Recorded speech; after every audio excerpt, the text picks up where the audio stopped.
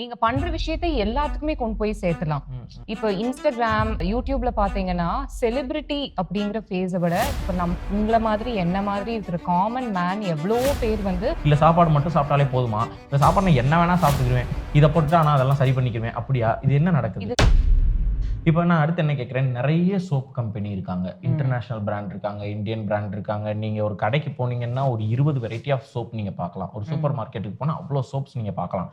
அப்படி இருக்கும்போது நம்மளுடைய ப்ராடக்ட் ஒரு பிரீமியம் ப்ராடக்ட்டும் கூட. ஏன்னா நீங்க ஆட்ல இருந்து பால் எடுத்து பண்றீங்க. விலை அதிகமாவும் இருக்கு. இந்த மாதிரிலாம் இருக்கும்போது, இத நம்ம மார்க்கெட்ல கொண்டு போ முடியும். இத ஒரு பெரிய பெரிய பிசினஸ் ஆகி ஏன்னா நமக்கு தெரிஞ்சவங்க சுத்து வட்டாரத்துல உங்களுடைய டிஎம் பார்த்து வாங்குறவங்க ஓகே.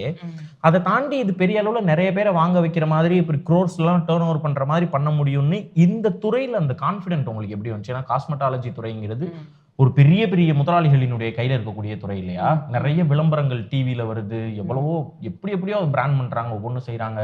பெரிய பெரிய ஆட்களை கூப்பிட்டு வந்து நடிக்க வைக்கிறாங்க, ஹிந்தி ஆர்டிஸ்ட், கிரிக்கெட்டர்ஸ் அப்படி எல்லாம் நடிக்க வைக்கிறாங்க. இதுல நீங்க போய் ஒரு காம்பீட் பண்ணி நம்மளும் ஒரு பிராண்ட் காம்படிட்டர் ஆகலாங்கிற அந்த துணிச்சல் உங்களுக்கு எப்படி வந்துச்சு? ஃபர்ஸ்ட் ஆஃப் ஆல் அவங்கள என்னோட காம்படிஷனாவே நான் பார்க்கல.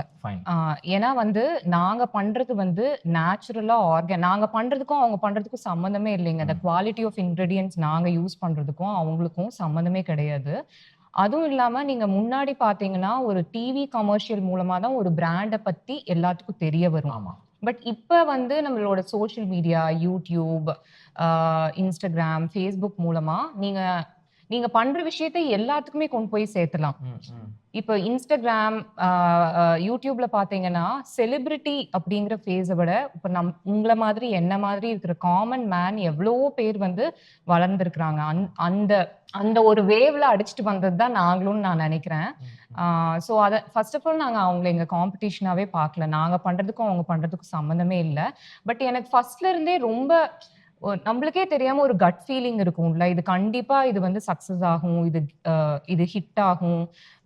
நான் வந்து இது ஆகலைன்னா என்ன ஆகும் அப்படின்னு நான் யோசிச்சதே கிடையாது. ஏன்னா இது ஆகும் அப்படிங்கிற கான்ஃபிடன்ஸ் எனக்கு முன்னாடி இருந்தே இருந்தது. மகிழ்ச்சி மேம். இப்ப உங்கள பத்தி நம்ம பேசணும். தொடர்ந்து நம்ம பேசுவோம். அதுக்கு முன்னாடி எனக்கு இப்படி ஒரு கேள்வி. நான் நிறைய அந்த காஸ்மெட்டாலஜிஸ்ட் சம்பந்தமான மருத்துவர்கள் கிட்டலாம் நான் பேசியிருக்கேன். அப்படி பேசும்போது அவங்க என்ன சொல்றாங்க, நீங்க முகத்தினுடைய பருவெல்லாம் எதுவும் வராம இருக்கணும், நம்ம பிரைட்டா இருக்கணும், ஸ்கின்லாம் க்ளோயிங்கா இருக்கணும் அப்படின்னா, இந்த பவுடர் நம்ம போடுறது, ஃபேஸ் வாஷ் பண்றது, ஐ மீன் ஃபேஸ் வாஷ் மூலமா ஃபேஸ் வாஷ் பண்றது, சோப்பு, இது எல்லாமே லைட்டா கொஞ்சம் செகண்டரி தான்.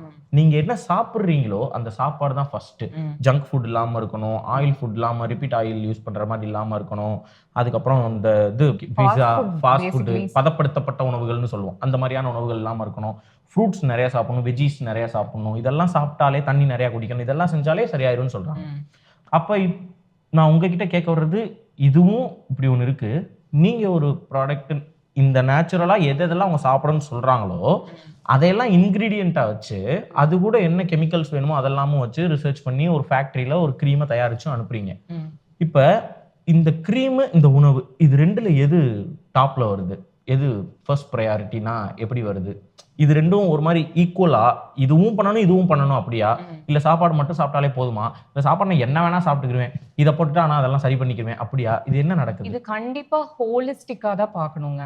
இப்ப நீங்க எங்களோட பேஜ்லயே பாத்தீங்கன்னா நாங்க நிறைய நீங்க இந்த மாதிரி உணவுகளை எடுத்துக்குங்க, இதெல்லாம் பண்ணுங்க, அதெல்லாம் சொல்றீங்க. அதெல்லாம் நாங்க சொல்லுவோம். ஏன்னா வந்து எங்களோட வேலை எங்களோட கிரீமை, எங்க ஷாம்புவை விற்கிறது மட்டும் கிடையாது. இதை நாங்க ஒரு ஹோலிஸ்டிக் அப்ரோச்சா தான் பார்க்குறோம். எங்களோட டேக்லைனே பார்த்தீங்கன்னா ஃபார் த ரியல் யூ தான்.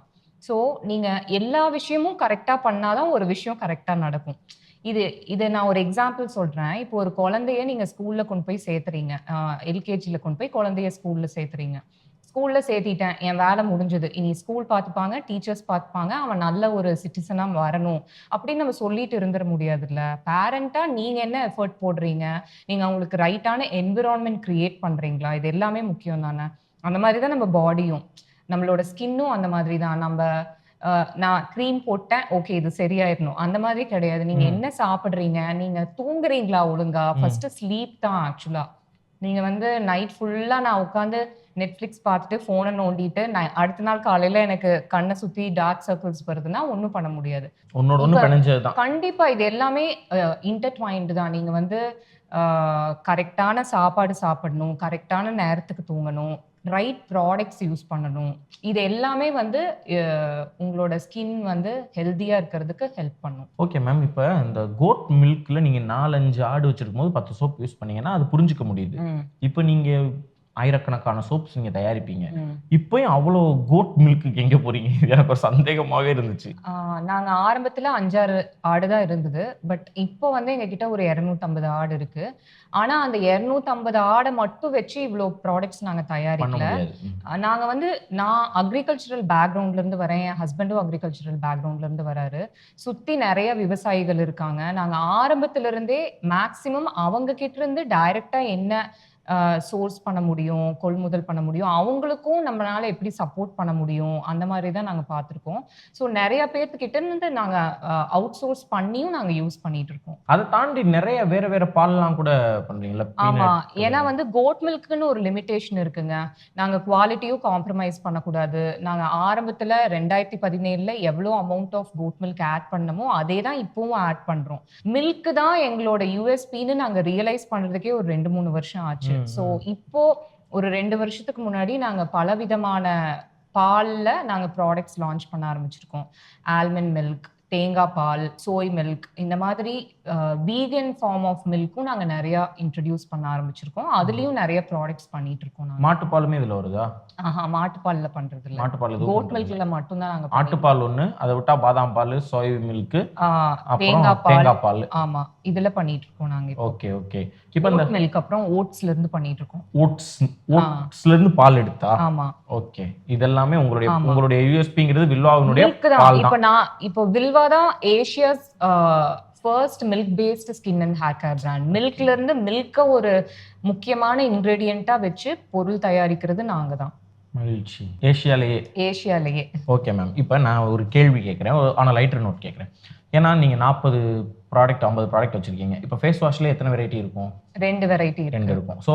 சோப்ல ஒரு 5 to 7 வெரைட்டிஸ். ஷாம்பூல 2 இருக்கு. சீரம்ல 2 இருக்கு. வேற என்ன ப்ராடக்ட் மேம் வச்சிருக்கீங்க?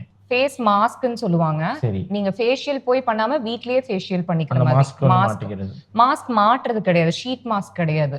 நாங்க ஷீட் மாஸ்க் பண்ணவே மாட்டோம் எப்பவுமே. ஏன்னா ஷீட் மாஸ்க் வந்து பயோடிகிரேடபிள் கிடையாது. நாங்க ஒரு சஸ்டைனபிள் பிராண்டுங்கிறதுனால அது நாங்க பண்ணவே மாட்டோம். நீங்க ஃபேஸ்ல அப்ளை பண்ற மாஸ்க் தான். அது ஒரு 3 வெரைட்டிஸ் ஆஃப் ஃபேஸ் மாஸ்க் இருக்கு. சரி, ஓகே. வேற body wash, hair oil, body wash இது எல்லாமே இருக்கு. இப்ப இதுல ஒவ்வொன்றையும் பெஸ்ட் ப்ராடக்ட்னு நீங்க எதை சொல்றீங்க அப்படின்னு சொல்லி கேட்டா, நீங்க எல்லா ப்ராடக்ட்டும் பெஸ்ட் ப்ராடக்ட் தான் அப்படின்னு சொல்லிடுவீங்க. நீங்க எது பயன்படுத்துறீங்கன்னு சொல்லிட்டீங்கன்னா எங்களுக்கு ரொம்ப உதவியா போயிடும். என்னோட ஃபேவரட் ப்ராடக்ட் பாத்தீங்கன்னா, இப்போ நாங்க ரீசெண்டா மில்க் பாடி லோஷன் ஒன்னு லான்ச் பண்ணோம். சரி. மில்க் பாடி லோஷன் தான் என்னோட ஃபேவரட் ப்ராடக்ட். அது நீங்க போட்டீங்கன்னா அப்படியே மெல்ட் ஆகும். அதுல யூஸ் பண்ணியிருக்கிற இன்கிரீடியன்ட் காம்பினேஷன் எல்லாமே வந்து ரொம்ப ஹை குவாலிட்டி இன்கிரீடியன்ட்ஸ். அது கரெக்டான காம்பினேஷன்ல ஆட் பண்ணியிருக்கோம். ஸோ அதுதான் என்னோட favourite product. Milk body lotion.